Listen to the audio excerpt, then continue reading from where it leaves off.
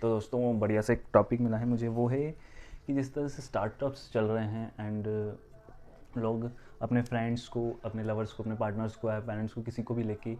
एक नई company startup शुरू करते हैं, तो उनके पास क्या मेजर प्रॉब्लम आ जाती है जब वो बिज़नेस ग्रो हो जाता है। यानी कि ज़ीरो से शुरू करके 1 2 3 4 100% या फिर उनको 20% रिटर्न्स यानी प्रॉफिट अर्न करने लग जाते हैं जिस तरह से। तो पहली चीज़ होती है कि हम हमारे पार्टनर पे, फ्रेंड्स पे या फिर जो भी बचपन का दोस्त है, वो ब्रदर्स हैं, हमारे रिलेटिव्स हैं, तो उनके हम इजीली ट्रस्ट गो में चले जाते हैं और कोई रिटर्न डॉक्यूमेंट्स नहीं लेते। तो पहला पॉइंट है कि हमको सबसे पहले रिटर्न, पार्टनरशिप या फिर ओनरशिप, इक्विटी किसको क्या देना है, सबसे पहले हमको ये क्लियर करना है कि किसको कितनी हिस्सेदारी देना है एंड वो हमारे बिज़नेस में कितना पार्टनर है। अगर कल से कोई मतभेद या मन मुटाव होता है, बोल सकते हैं कि किस तरह की लड़ाई हो गई, तो जो बिज़नेस से निकलना हो, सेपरेट करना पड़े, तो इसमें हमें वो प्री डिफाइन रहेगा वो डॉक्यूमेंट, जिससे कि हम पता कर सकेंगे कि अगर कोर्ट केस होता है समथिंग, अगर उनके हम किस तरह से उसे बाहर निकालता है, फिर वो निकलना चाहता है, हमें निकालना चाहता है, तो हम कितने % हिस्सेदारी रहेगी कंपनी में, उस हिसाब से हम हमारा हिस्सा लेके अलग हो सकते हैं या फिर हम हमारा दूसरा स्टार्टअप या फिर उसी पे वर्क कर सकते हैं। सेकंड आ जाता है कि इक्वली मनी इन्वेस्टमेंट। ये टॉपिक, ये पॉइंट इसलिए ऐड करा है क्योंकि होता है ना, हम 4 दोस्त मिलके, 4 रिलेटिव्स मिलके या फिर 4 भाई बहन सिबलिंग्स मिलके जिस तरह से कंपनी बनाते हैं, कोई स्टार्टअप शुरू करते हैं, आप शार्क टैंक इंडिया में भी देख सकते हैं, तो कॉन्फ्लिक्ट आ जाता है कभी कि इस भाई को उतना चाहिए, उस भाई को उतना चाहिए, और 4 लोग मिले कि सबको 20-25% मिल जाएगा। लेकिन होता है कि उसमें से कोई एक ही पैसा लगा रहा होता है, बाकी 3 वर्किंग करे, तो कोई फाइनेंस देखता है, कोई मार्केटिंग देखता है,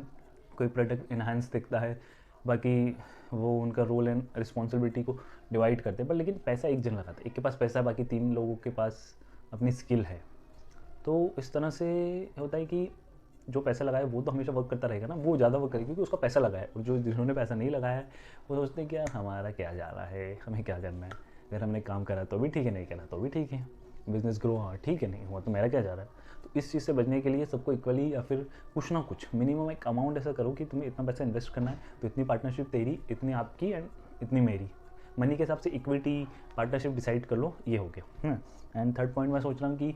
फिक्स करें उनका जॉब, कि आप क्या जॉब रोल करोगे, कितनी सैलरी लोगे, क्योंकि आप बाद में प्रॉफिट में से अर्न ना करें, क्योंकि प्रॉफिट में से आप अपना पैसा लेते रहोगे तो इस तरह से हो जाएगा कि आपका बिजनेस फिर ग्रो ही नहीं, आपका कैपिटल ही नहीं बचेगा, समझ लो। तो fix their job, salary for a certain period, कि जब तक आपका बिजनेस 10x 100x ग्रो नहीं हो जाता, जब फिर आप प्रॉफिट में से अपना हिस्सा लीजिए। अब इनिशियल लेवल पे आपको जॉब एंड सैलरी अपने पार्टनर्स की,